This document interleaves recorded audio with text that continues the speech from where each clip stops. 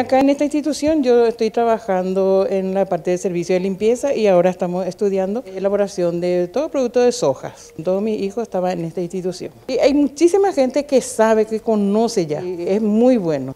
Una comunidad que hoy asume el compromiso también de fortalecer estos materiales. El trabajo que realizan es realmente maravilloso. Esta vaca mecánica que va a producir leche de soja, y no solamente eso, sino carne, pan, de una forma para complementar la alimentación y así tener el aseguramiento alimentario y el equilibrio.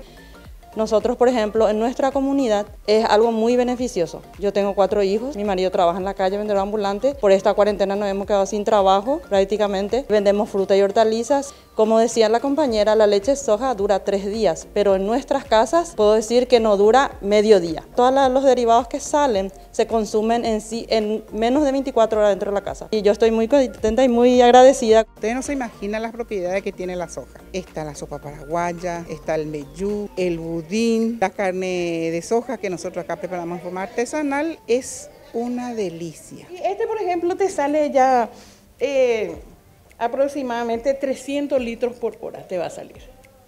300 litros.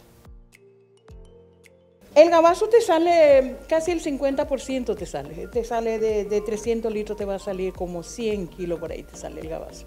Y la gente lleva mucho.